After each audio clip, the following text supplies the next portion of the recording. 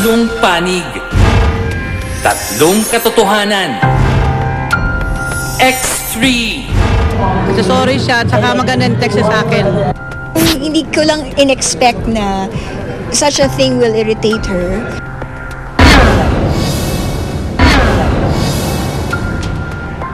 Masaya si Annabel Rama sa ginanap na Fashion Co-Musical Party bilang pagdiriwang ng kanyang kaarawan nitong Huwebes. In full force ang kanyang mga alaga sa ilalim ng kanyang Royal Era Artist Management Incorporated, maliban sa nakaalitan kamakailan na si Heart Evangelista. Mahirap magsalita as of this moment kasi nasasaktan pa ako.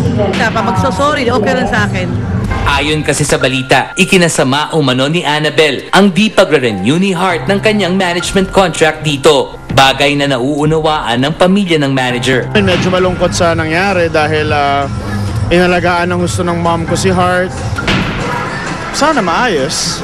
Siya yung nag-close ng kontrata, na nakita niyang pamilya ni Heart kung gaano kalaki yung kontratang binigay ng mom ko.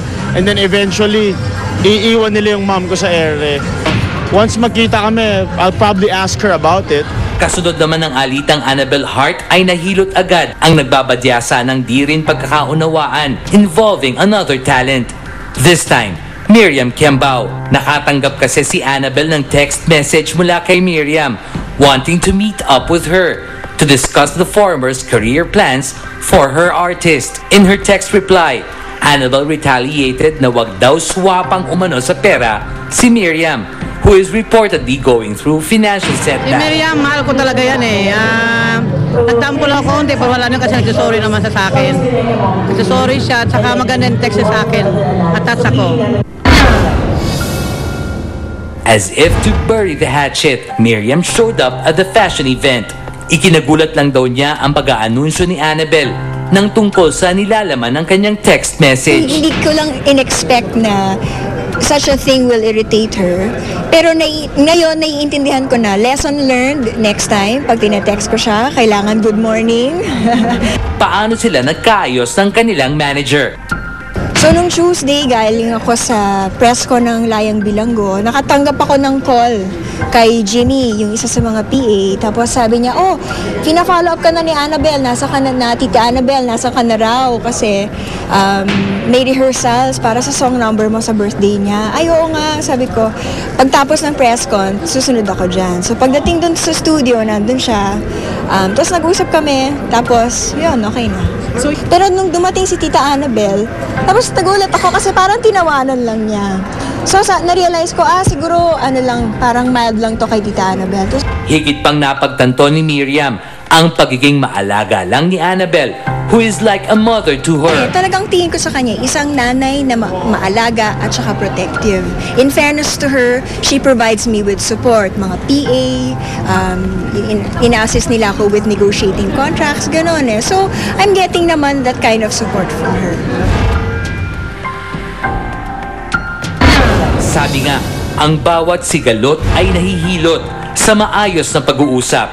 If this is a universal truth, hindi rin malayong mauwi rin sa pagkakasundo sina Annabel at Heart kung paanong naghihilom ang mga sugat sa tamang panahon.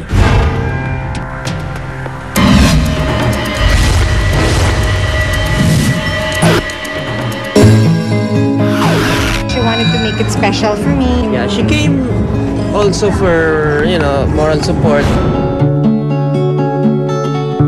Ang venue, Punta Fuego. Ang petsa, December 22, 2010. Ito ang mahalagang araw ng kasado ng pag-iisang dibdib ni Ogie Alcacid at Regine Velasquez na i-ere sa GMA sa December 26. Very intimate, private, exclusive. But gaya na sinabi ni Ma'am Wilma, no?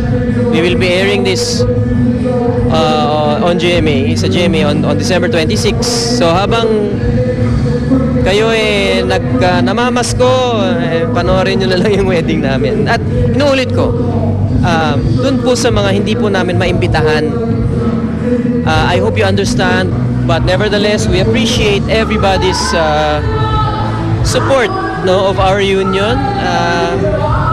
we've received many well-wishings from so many parts of the world, and it's gratifying.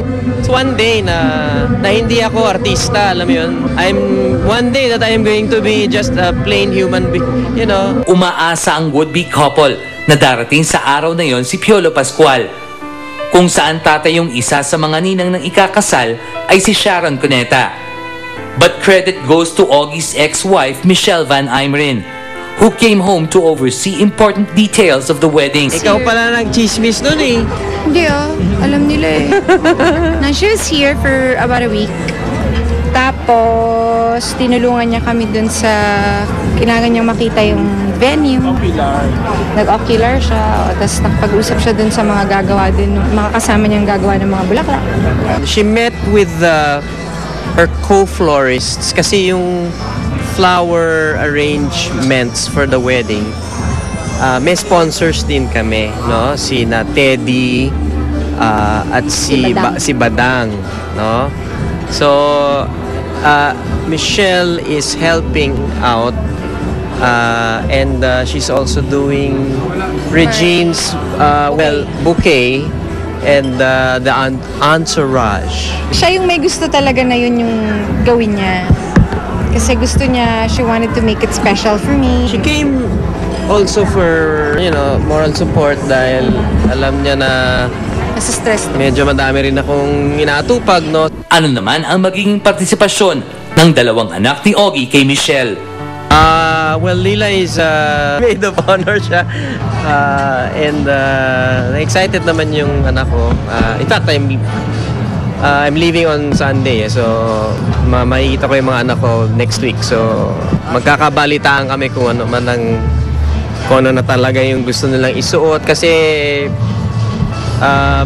we gave them a free hand also on what they really want to wear. Pero of course, in conformity with the motive.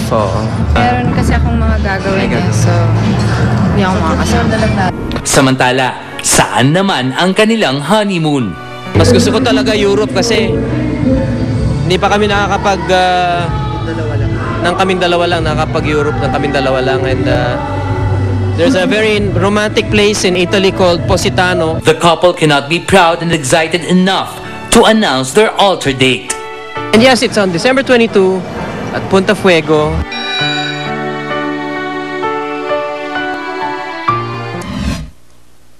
At kay Augie at saka kay Regine, our best wishes. At Claudine Barreto may bagong pelikula at guess kung sino ang kasama niya. But we won't tell you yet, kaya abangan niyo yan, susunod na.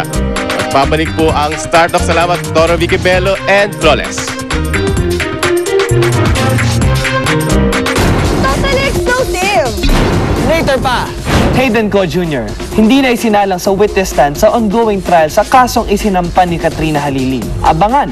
Pato EX! Next na! LJ Reyes, excited na makuha ang kanyang Best Supporting Actress trophy at dito magaganap yan live sa Star Talk TX! Star Talk TX!